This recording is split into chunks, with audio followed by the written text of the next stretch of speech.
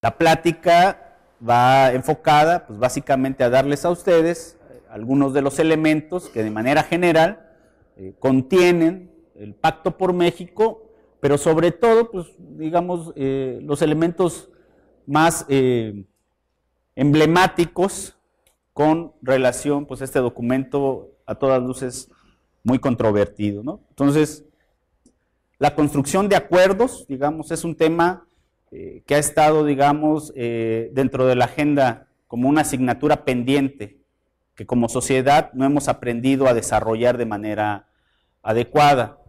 En los propios grupos organizados, en los poderes fácticos, al interior de ellos, los grupos de presión, cualquier forma de organización civil, sindical, mercantil o social, está de por medio la disidencia y la confronta de ideas.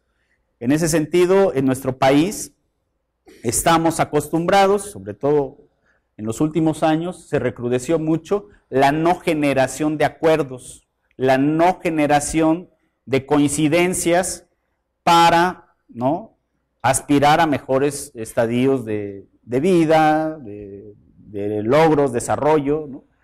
Y entonces, curiosamente, ¿no?, cuando después de varios intentos en nuestro país se genera un consenso, un acuerdo entre las tres principales fuerzas políticas del país, el Partido Revolucionario Institucional, Acción Nacional y el de la Revolución Democrática, o el PAN, PRI, PRD, cuando surge, ¿no?, la posibilidad de acordar con el presidente de la República la conformación de una agenda política con temas, digamos, considerados dentro de sus propios estatutos, su plataforma política como prioritarios para el país, ¿no?, inmediatamente, inclusive antes de su nacimiento, surge ante nosotros, ¿no?, lo que denominé aquí como la crónica de una muerte anunciada, ¿no?, que nos dice que en la vida, ¿no?, o en este momento está vigente algo que desde que nació, ¿no?, lo condenamos, ¿no?, al fracaso.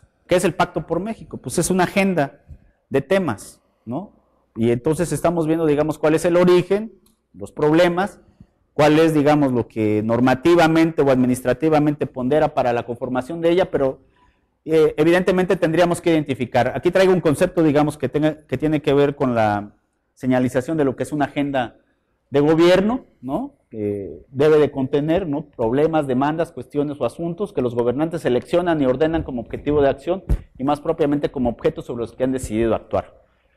No todos los problemas que aquejan a la sociedad, ¿sí?, merecerán en un momento dado ser incorporados a una agenda política. El Pacto por México, ¿no?, lo dice mejor que todos. Hay temas que no fueron abordados o no fueron incluidos, ahorita vamos a ver algunos de ellos, que no fueron incluidos, pero para la conformación al menos de esa agenda llamado Pacto por México quedaron a un lado, aun cuando pudiéramos considerar que son muy importantes. En ese sentido, en el escenario prevalece hoy en día dos tipos de agenda, la sistémica y la agenda institucional. La sistémica es la real, ¿no?, es toda la problemática que venimos arrastrando como sociedad desde los diferentes niveles, ¿no?, en el ámbito urbano, en el rural, el norte, el sur, el centro, ¿no?,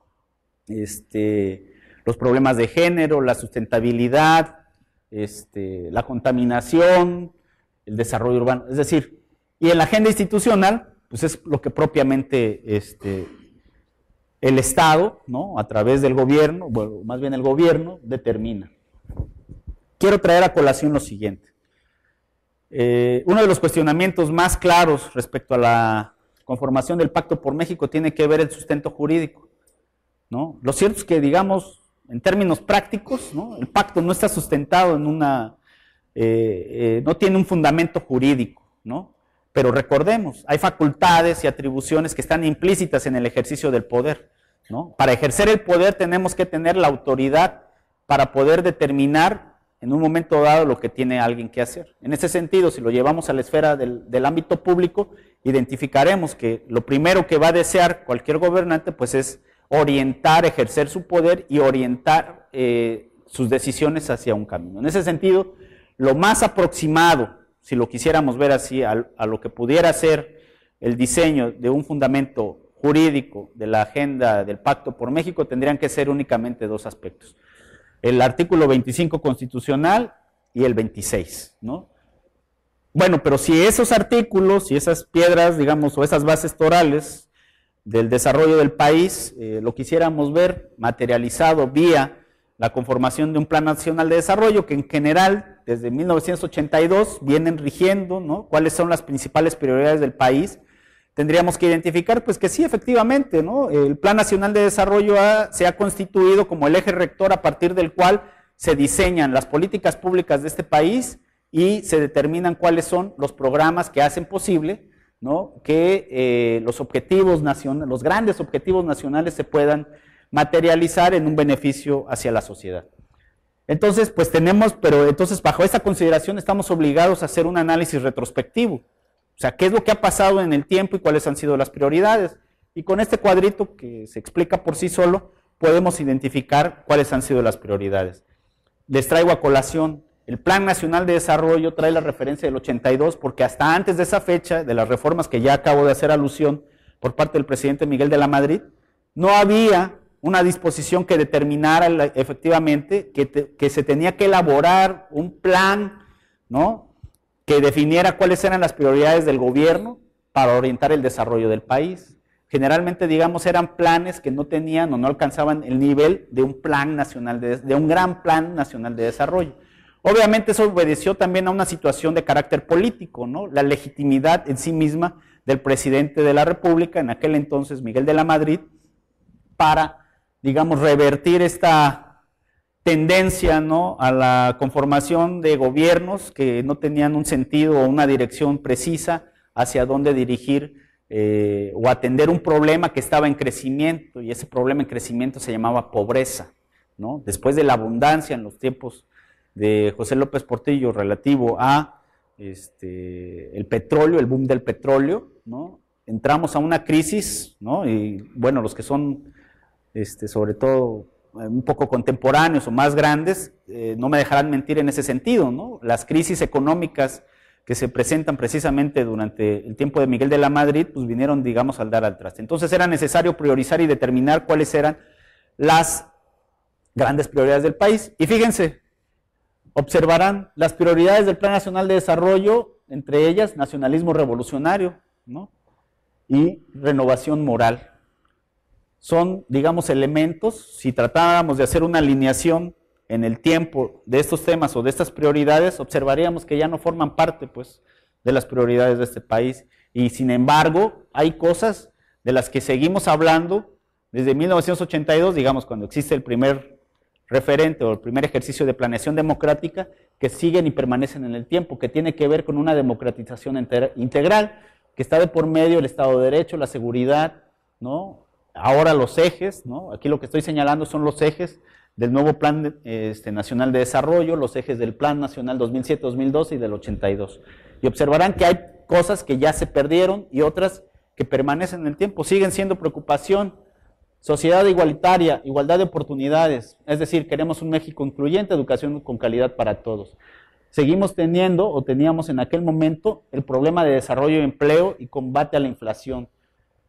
Aspiramos para la administración anterior una economía competitiva y generadora de empleos. Y cuando estamos hablando hoy en día, ¿no?, del nuevo Plan Nacional de Desarrollo que se dio a conocer en el mes de mayo, con el presidente de la República, el tema del empleo, de la economía, sigue estando permanente. El Pacto por México marca 3 ejes rectores sobre los cuales se construye este gran acuerdo de los 3 partidos políticos y el presidente de la República. El Partido Verde en el mes de enero se sumó también a esta iniciativa, pero digamos fue de menor relevancia, pero está incorporado al pacto. Entonces, ¿cuáles son los ejes rectores o los grandes propósitos? 1, fortalecimiento del Estado mexicano. 2, democratización de la economía y la política, así como la ampliación eficaz de los derechos sociales, ¿no? Y creo, y esto lo van a poder corroborar ahorita, y sobre todo cuando ustedes hagan su análisis en lo particular del documento, un eje rector que no se ha cumplido y sobre el cual en el ámbito de la sociedad civil, los grupos académicos, empresariales, se ha insistido mucho. La participación de los ciudadanos como actores fundamentales en el diseño, ejecución y evaluación de las políticas públicas. Curiosamente, ¿no?, a diferencia de lo que se marca ahí como un gran eje de actuación, en el pacto quedó relegado. Si ustedes lo revisan, al interior de ese documento no existe de forma clara y precisa un enunciado que diga la forma o el mecanismo mediante el cual la sociedad civil ha de participar en lo que ellos llaman diseño, ejecución y evaluación de las políticas públicas, es decir, en la determinación de las principales decisiones que están contenidas en el propio pacto. Bajo esta consideración, los grandes acuerdos, ¿no? Decíamos son 5 acuerdos, 95 compromisos. Los grandes acuerdos son un acuerdo de una sociedad de derechos y libertades, crecimiento económico y empleo y competitividad, que es el segundo, el tercero, seguridad y justicia, el cuarto, transparencia, rendición de cuentas y combate a la corrupción, gobernabilidad democrática. Y a esto pues yo le puse al adendum, ¿no? Sobrevivencia del pacto, porque a partir de la firma del adendum, pues es que se vuelve a reactivar a la vida del ¿Cuáles son los contenidos precisamente de estos grandes acuerdos? Aquí me voy a permitir señalar algunos, ¿no?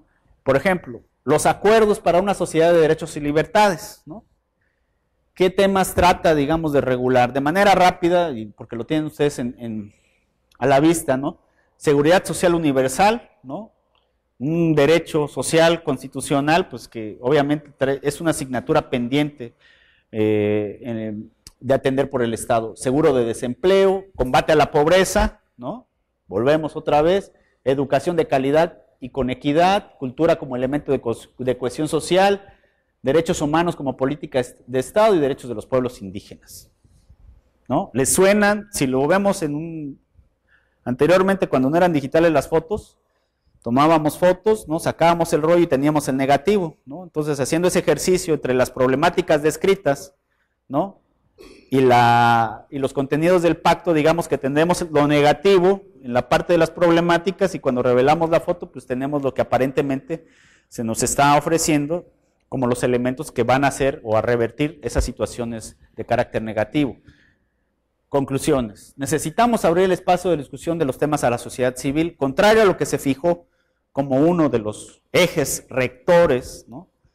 del Pacto por México, ¿no? El hecho de que fuera la sociedad la que impulsara el diseño, la ejecución, la formulación, la evaluación de las políticas públicas, es un tema que quedó desanegado. ¿Qué necesitamos o cuál ha sido el reclamo inclusive por parte de los órganos empresariales? Muy allá por el mes de enero, febrero, un número de 70 organizaciones civiles muy destacadas, que tienen mucha participación en el ámbito nacional, solicitaron públicamente al Consejo Rector del Pacto por México fueran incluidos y considerados. En el mes de abril, durante los tiempos en que marzo-abril, que se presenta la iniciativa de telecomunicaciones ante los integrantes de las cámaras empresariales dedicadas o de la materia, públicamente hicieron una petición de ser incorporados, tomados en cuenta para la construcción de acuerdos, ¿sí?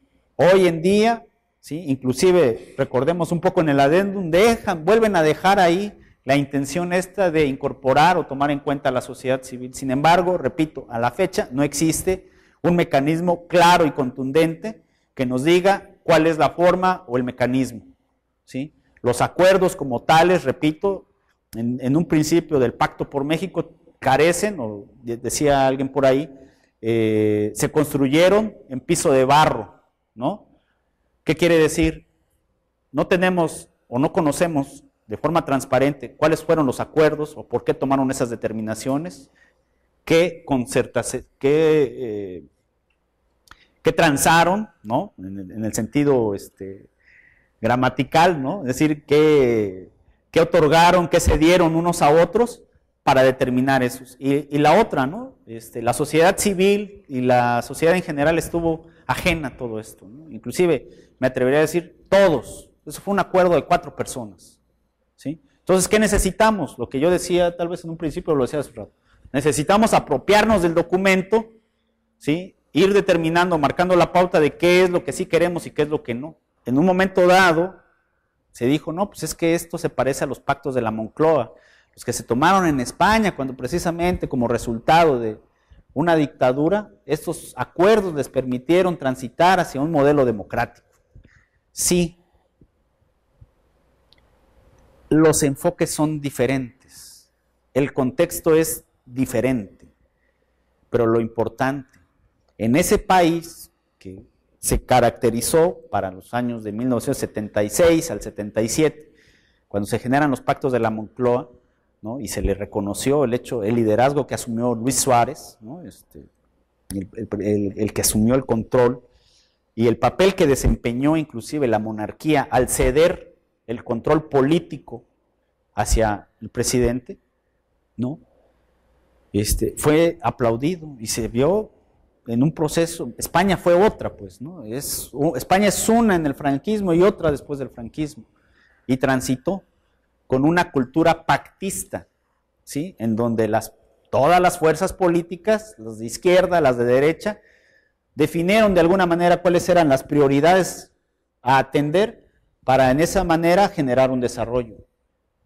Y no me dejarán mentir, en los últimos años, hace 15 años, un país que se veía en potencia y con empuje y con auge, ¿sí? Como era España, ¿no? Con grandes potencialidades y todo era España, un desarrollo en infraestructura tremendo, ¿sí? En los últimos años, dejando a un lado su cultura esta pactista, ¿no? Y entrando o recrudeciendo las diferencias de los partidos, ¿no? Que prevalecen, ¿no? El socialista obrero español y el popular, han llevado a ese país, ¿sí? A que tenga la peor crisis económica de los últimos años y en el mundo.